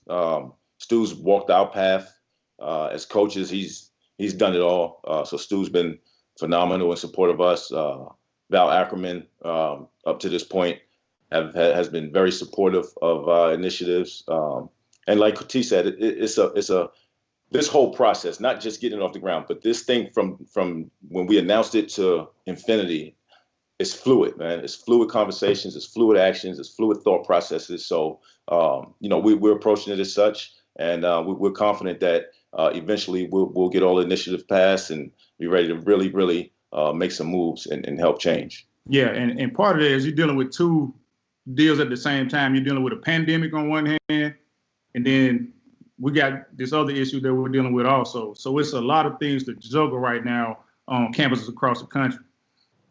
But when those kids get back to school, if they ever get back to school, you're going to have, think about what you're going to have to deal with.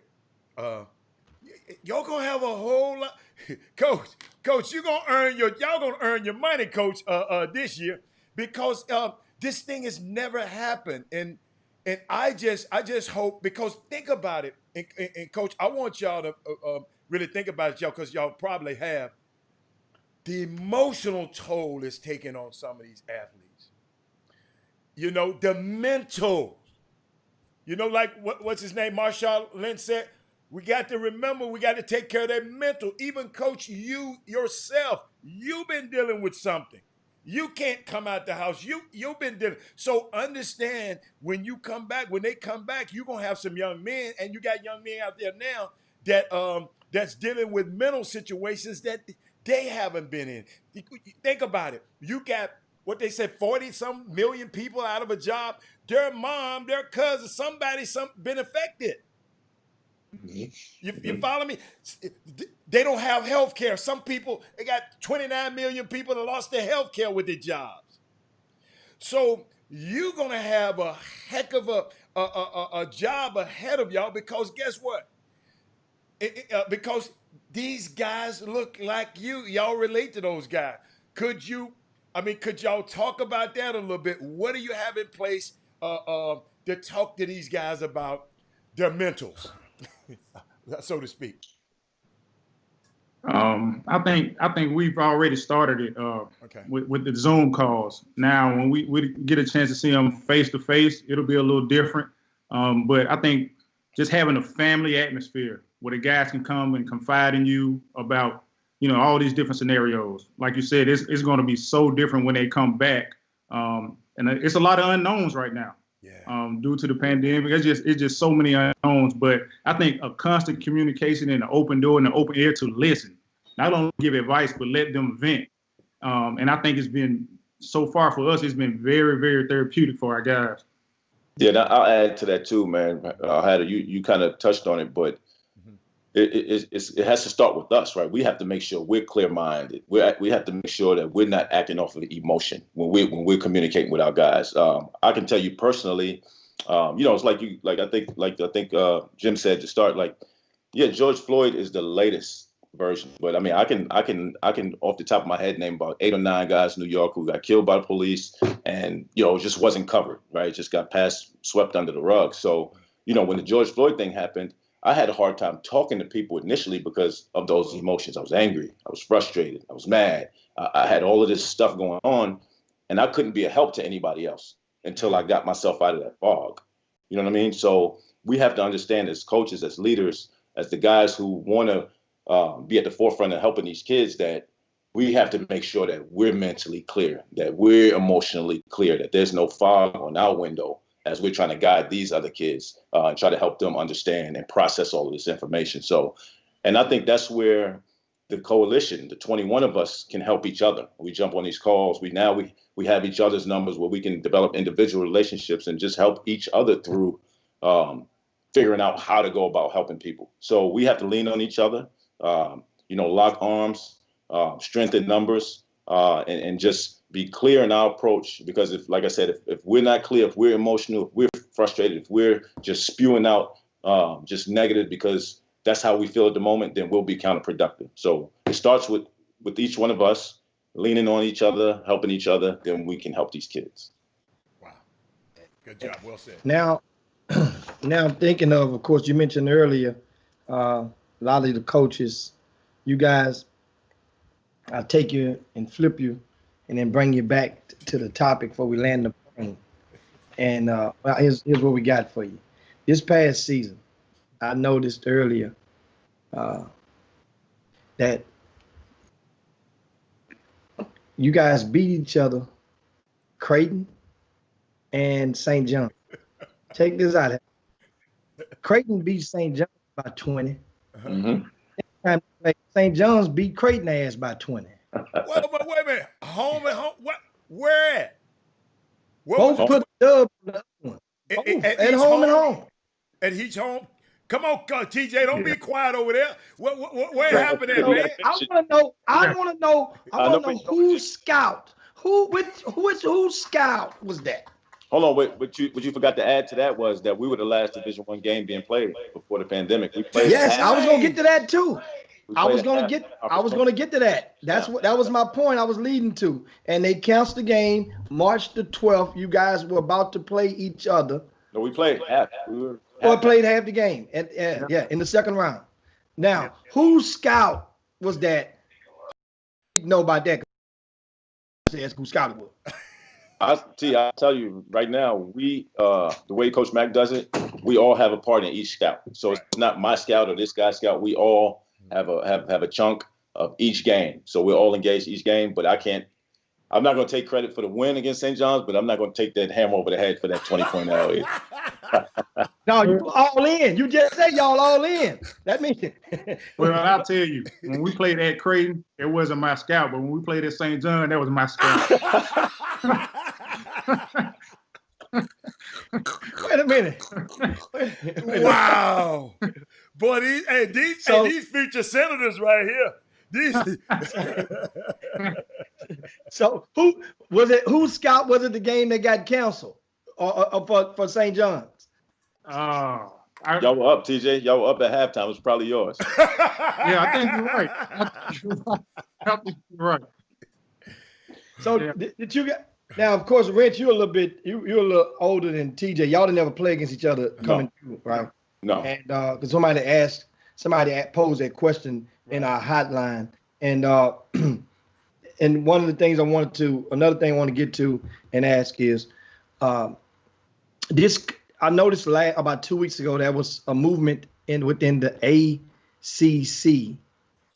Somebody proposed the thought of playing HBCUs on Martin Luther King Day or whenever.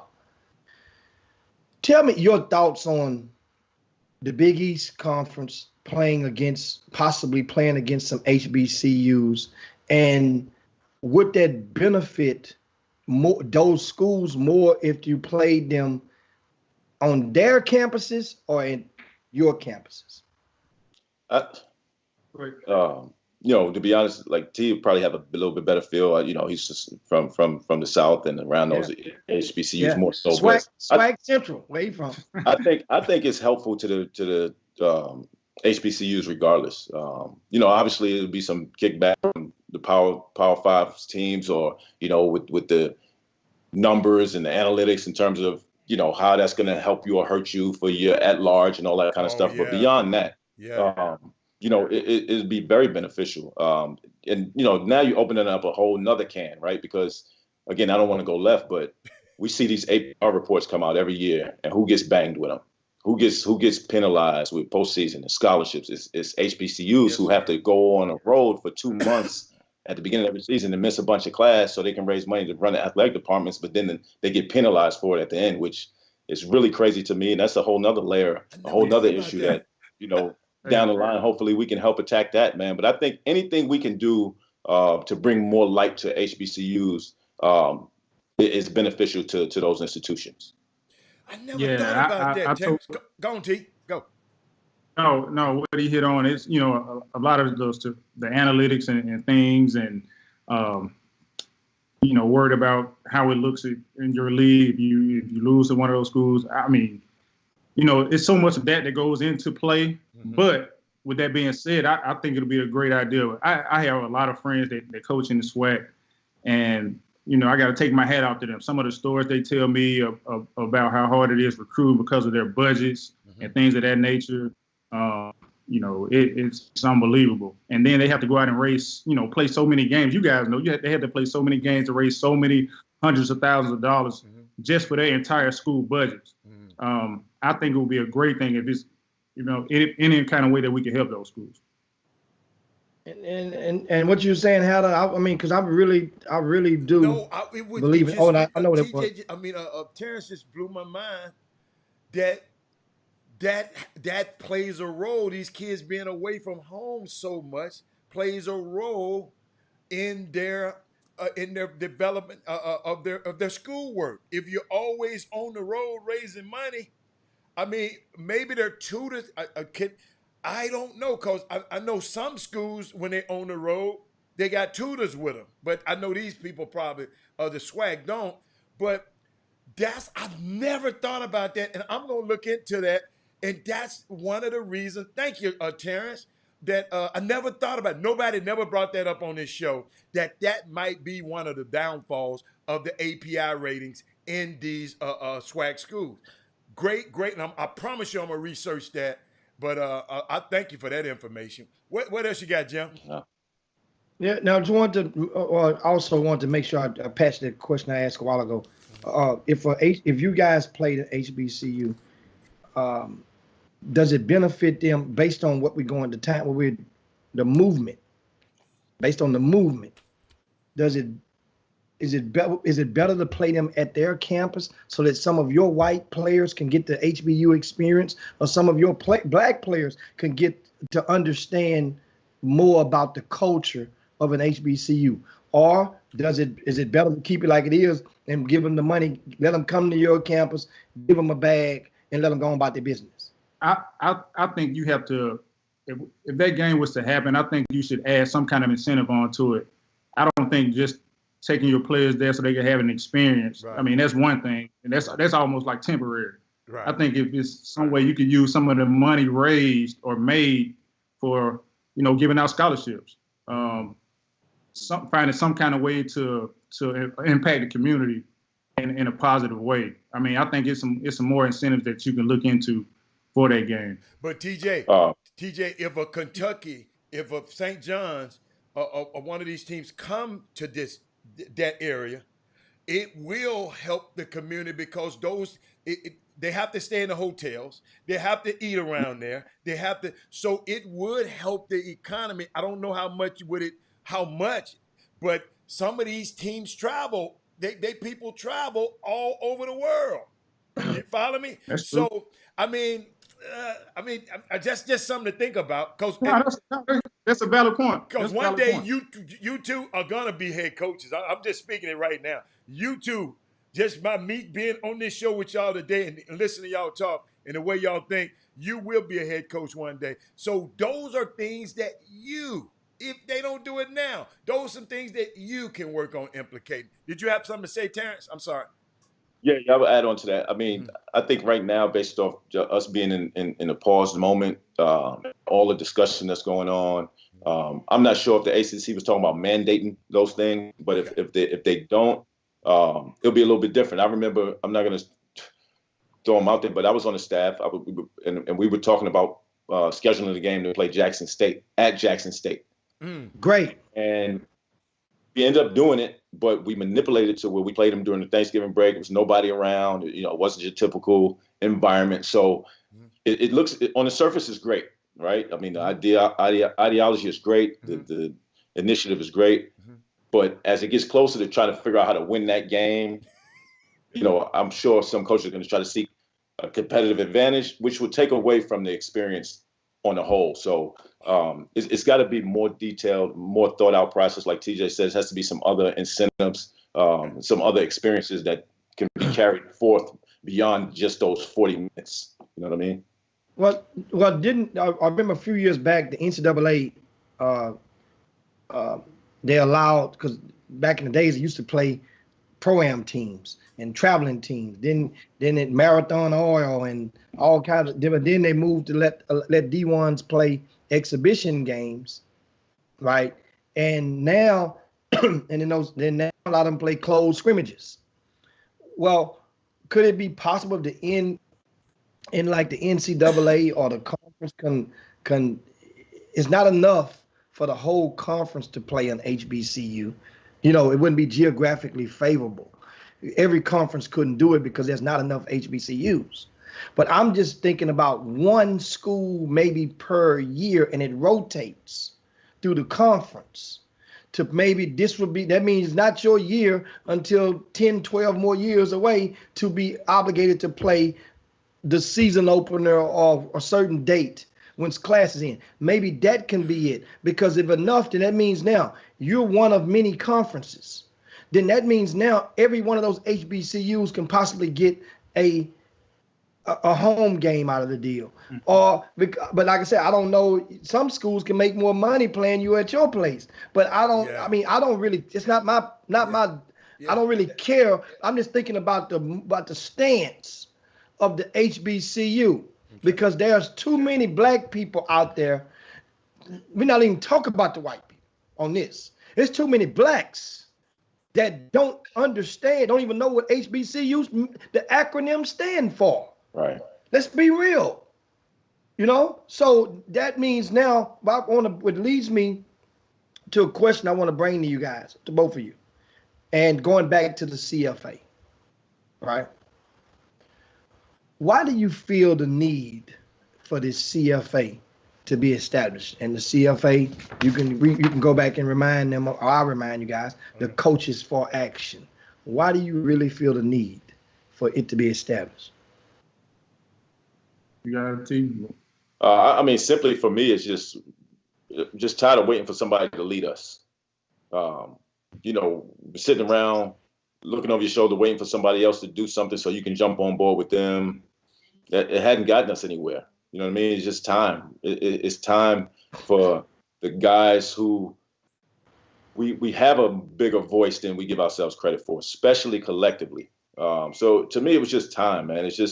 It's time to stop feeling abused and frustrated and marginalized and take action, man. Like, take control. You know, I tell some of our players sometimes when they're struggling, like, you have to participate in your own rescue, right? You can't just wait for the life thing to be thrown in the water. You got to swim towards it a little bit to help yourself. So that's kind of the perspective I took. It's just time for us to do something for us. And I kind of looked at it as it's strength in numbers right now. And it's not just CFA, but it's an entire movement. You know, you got to ask yourself, 4 people marching out in the street as opposed to millions marching in the street. You know, you look at our group, 4 guys came up with an idea, but now you got 21, and then it's going to grow from there. Now, what can make the bigger impact? And I think all of us locking arms, and then, like Terrence said earlier, not just limited to us minority coaches, but anybody who want to be a coach for change, as the title says, is open invitation for that. Jim? Hey, man, this is, once again, guys, got me this is thinking too much over here, man. I'm trying to figure out ways that we can help a little bit more. So don't forget, I gave you that invitation. Reach out. If you need to use this platform for anything, let us know. Where you want to pivot to, Jim? Yeah, I mean, now we'll go and we'll go back to the Boom Boom Room and answers and address some of the questions. A lot of people, just tuned in and missed some of the earlier comments. Right. And I see Ricky has one which you touched on earlier. Just want to give a chance for him to reiterate, because a lot of guys, they feel good when they ask a question and when you answer it. Yes. It makes it creates a supporter, a fan, a person to feel like, hey, you're not ignoring me, you're paying attention. So you asked about the voting topic and the voting initiative, and which we've talked about this several times. But can those 2 institutions, your schools, earmark a time in November for the athletes to go vote? Now, your comments on it, which a lot of people you may not understand about why they have to do absentee voting, because a lot of kids that come on the campus are not registered to vote at the state of which they currently attend schools. So that's why the absentee is more popular. And so, but your thoughts once again on if there anything else. You mentioned there was some initiatives and talking points, TJ, that you got on the wraps, and it's kind of in the stove. You're not gonna take that one out the stove. Exactly. Ain't quite. So, but at the Final Four next year, I think it goes to what, Indianapolis next season? I think so. Yeah. It was Atlanta this year. I think it's Indy. Should we expect a maybe the first annual Coaches for Action meeting with amongst the coaches? Is that on the horizon? If I said yes, there would be a premature answer. We're still trying to make sure we take care of these initiatives right now, but that could be a possibility. Yeah, I agree. I think, just knowing the energy of our group, I don't want to give you a premature yes, but I think it'll happen. I just knowing that, like I said, we've talked about sustainability as a major factor in our approach. So, I mean, what better place to put something together and then, the mecca of basketball for 4 or 5 days when, you got everybody who matters there, everybody who needs to hear it there. I mean, so if I had to guess, there will probably be something put together for the next Final Four.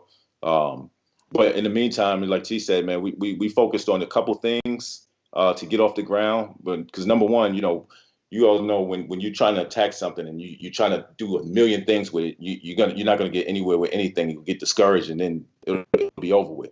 So part of our focus was just narrowing our focus on a few things that we know we can affect, then we can see some change starting to happen, which would allow us to start attacking the next set of initiatives that we'll come up with as we move forward. So that's a good point, Jim. Good question. I think we will see something, as we start moving forward to getting back to normal and back to Final Fours, back to conventions and things of that nature.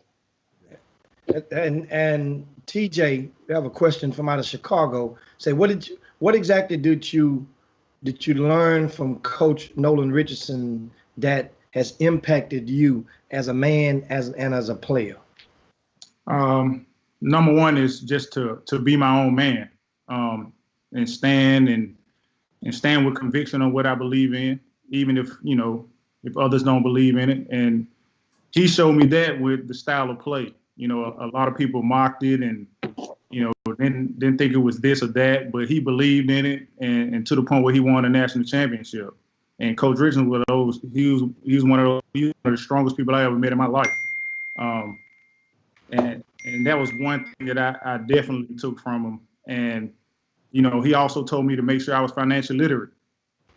Just make sure I understood about credit, and it's so many things that you don't think about. And this was my freshman and sophomore year. So imagine now I'm talking to my kids and they're 8, getting ready to turn 9 years old about some of these things. And I think that's something that we can spread it throughout our community also. So he taught you how to take care of your chicken. Exactly. and he took care of it. He was tight, I tell you that. And Jimmy, I was just sitting there listening to these guys. And Terrence, as humans, we can only train 3 things: our craft, our body, and our mind. But what I'm finding, Terrence, is most people commit to the first 2. But the greats, the innovators, the disruptors, leave no stone unturned by investing in the mind. That's why I said that to you earlier, and I wanted to invest in your mind and invest. We're investing in our bodies, we're investing on our craft, but invest in your mind, especially over this pandemic. I've done things and stretched myself that TJ, that I've taken online classes, just because people offer them and for free, and it's just unbelievable. Invest in your mind, and that's something. If you want, you can teach your players. It's just 3 things that humans do. We can train only 3 things. Yes, it's your craft, your body, and your mind, and we need to spend more time investing in the mind. So, Jimmy, what else you have? Yeah. Well, I want to remind you guys, of course, the website is posted on the Facebook feed, but for the guys who are watching YouTube, make sure to check out the website, coachesforaction.org. That's Coaches for Action, FOR action.org. Also, you can follow these guys on social media, Instagram and Twitter, Coaches, the number 4 Action, Coaches for Action on social media. And this is the thing. This is a series. Understand, guys, you can't dare let this candle go out. Oh, no, sir. And as one of the guys in the YouTube feed said earlier, if he says, how do we explain to future generations what we were doing this time if we dropped the ball? Yeah. How do you explain that? So, I'll let you guys reflect on that as we get ready to land the plane, because this is important. Normally the things that are important, people try to ignore and find something else to do. Yeah, that's profound, Jimmy. One of the things I think that we embraced is that pressure of going to infinity with it, right? I mean, that's one of the things that I think we're taking pride in, showing that it's different this time coming from us, because it's not going to stop. We're not going to let this thing just fade to black. No pun intended. You know what I mean? Like, this is serious. I think I feel like, personally, I think we already dropped the ball when Colin, when he knelt. We let that opportunity. We let that. We could have been in a different place now. Yeah. But we lost that moment. We let that moment slip away, and we can't afford to let this one slip away. In my lifetime, I'm not sure. I don't remember us having this type of focus on the racial inequities that we're dealing with. I don't know if the voice has ever been as loud as it is right now for us. And for us to let this slip away, it would be beyond a tragedy. So we have to step up. We have to show the fortitude to keep going, to push through, even when, things don't go according to plan, or when, this initiative is a little bit tougher than we thought it was going to be. Like, we have to stay strong. And that's why we just, like TJ mentioned, that's why we feel like it's strength in numbers, man. I know if we get on a call and 3 of us are feeling like, man, this is not going to work, it's going to be 15 other dudes on there like, nah, hell no, this is going to work, and we're going to make it work. So I'm looking forward to proving that, this is a different movement. And I'm proud to be a part of it, man. And I appreciate you guys for, stepping up, letting this be heard, adding on to it. And, we definitely want to make you guys proud as well as we move forward. Yeah. Absolutely. You got the chop shopper right behind you. And TJ, any last thoughts? I just feel like we're in a position now where we owe it to our ancestors. They went out and for us and marched and, got attacked by dogs and water hoses. I mean, those are images and things that you don't want to talk about. A lot of people don't want to talk about. It's uncomfortable, but it happened. And a lot of the racism and oppression is passed down. I think we're at a point in time where now everybody's stepping up and speaking out. And I think that's the first thing, to speak out and don't let this candle die. Don't let this candle, go out. And if you're a person that believes in change, just try to grab 3 or 4 people. Be an example. Words is one thing, but action is totally different. And if you touch 3 or 4 people and they touch 3 or 4 people, this thing can keep spreading, and we'll definitely see change. And well, I want to definitely tip my lid to Coach Wayne Killings. Yeah. Over at Marquette.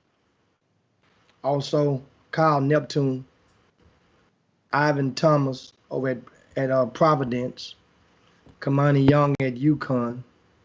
Those were the quartet who who were credited with initiating this movement, Coaches for Action, CFA. Also, want to give a thanks to the men who had the courage to risk their livelihood, because you never know. There could have been one of your bosses could have said, "Hold on, we're not having that." You know, you make up some statement to get you to resign or whatnot before they fire you, for and so you retain your benefits. So these guys like Tim Anderson at DePaul, Jeff Battle over at Providence, Justin Gainey over at Marquette, Jonas Haynes over at Xavier, Coach Mark Shue over at DePaul, Kenyatta Hunter, who's at UConn, Dante Jackson is at Xavier, Ben Johnson, he's also at Xavier, Robert Kirby, my man, is over at Georgetown, Omar Lowry at Butler, Van Macon at St. John's, Louis Orr at Georgetown, Tony Skinn at Seton Hall, Ivan Thomas. I mentioned Ivan a while ago. Yeah. Sorry. Abkar Waheed at Georgetown, Dwayne Woodard at Seton Hall, and those guys, in addition to you, TJ Cleveland, you, Terrence Rencher, you guys keep pushing, and keep pushing some more with your initiatives. This is the time. 2020 will be that year, that time. And I'm thinking the 20s is going to be that decade that will be synonymous with the 60s. Just a lot of stuff happened in the 60s, guys. I'm not lying. But this 20, it's going to be remarkable. This whole decade to come out, the whole decade, starting with the 2020, this whole decade going to be remarkable. Yes, sir. So thanks a bunch, guys. We have to land this plane. Here we are. Once again, this was a great dialogue. And you guys that are out there right now, make sure you share the show with your timelines, with your friends, with your groups. If you're on our Facebook feed for the first time, do know that we also stream live every day, Monday through Thursday. I'm sorry I said every day. Every Monday through Thursday, that is, from 12 to 2 Central Time on YouTube as well as the Facebook. So that means you can go over to our YouTube page, if you'll be so kind, subscribe to our YouTube page by simply clicking the button. It doesn't cost any money. It's not a tip jar. It's not one of those catches. We good. We good. Yes, we just want to be able to present you with enough intel, enlighten you through the middle of your day, educate you enough, and keep you informed enough to go and push and share those forward with the next person in line. But on that note, man, on behalf of Robert Hatter, it's Jim Hicks.